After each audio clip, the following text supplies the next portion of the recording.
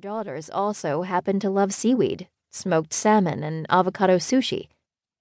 Our daughter's enthusiastic eating habits are no surprise to my French husband, Philippe, but they still surprise me, because food fights used to be frequent at our house.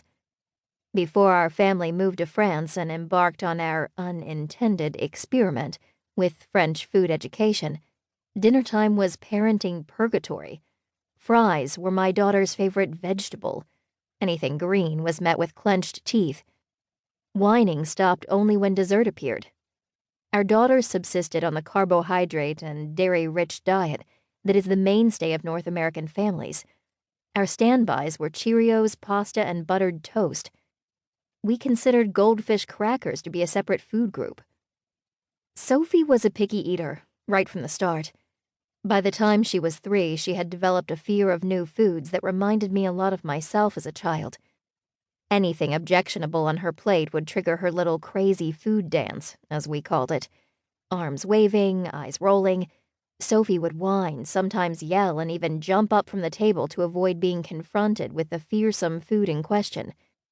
Her somewhat quirky tastes didn't make it easy to avoid setting off this behavior.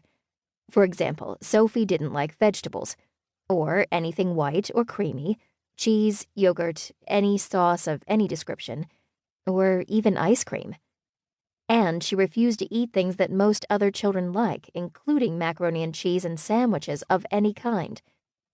In contrast, Claire, her younger sister, was our little Buddha baby, calm and contented. "You've won the lottery," our midwife told us on the day she was born. While Sophie specialized in 20-minute naps, but only while being walked in the stroller or snuggled in the baby carrier, Claire would enjoy lazy 2-hour siestas and still sleep for a blissful 10 hours at night. And she ate almost anything. That is, she would eat almost anything until she started behaving like her older sister. This gave me a serious case of parental performance anxiety, combined with a good measure of guilt.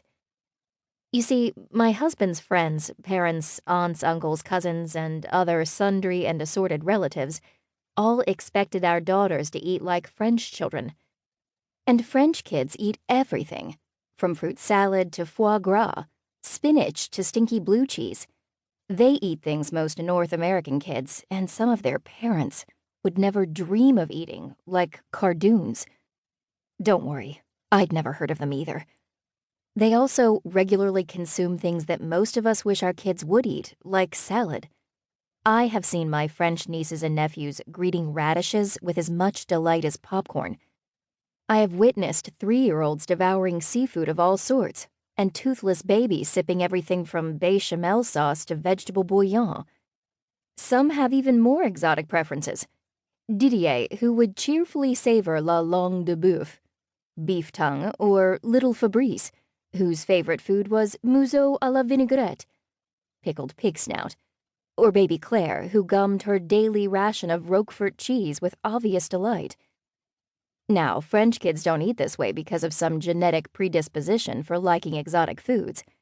Just like kids anywhere, their favorites include things like pasta, potato chips, chicken, and chocolate, but that's not what they usually eat.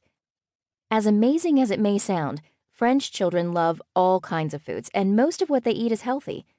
True, you might find the rare French child who has an aversion to specific foods, cauliflower, in my husband's case. But for the most part, French kids consume anything put in front of them. They eat in a straightforward, joyous, and all-embracing way that seems baffling to the ordinary North American, and everyone assumes this is normal, including the kids. This is, in fact, a junior version of the famous French paradox, which has had scientists scratching their head for years. In a nutshell, French adults spend twice as much time as Americans eating, and they consume foods like butter, pork, and cheese in apparently uninhibited quantities, yet are less overweight and very rarely obese, and have lower rates of heart disease than Americans. Yes, this is one of those unfair facts of life.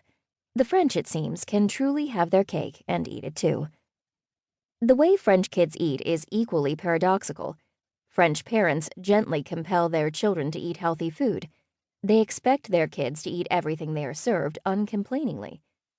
They ask them to spend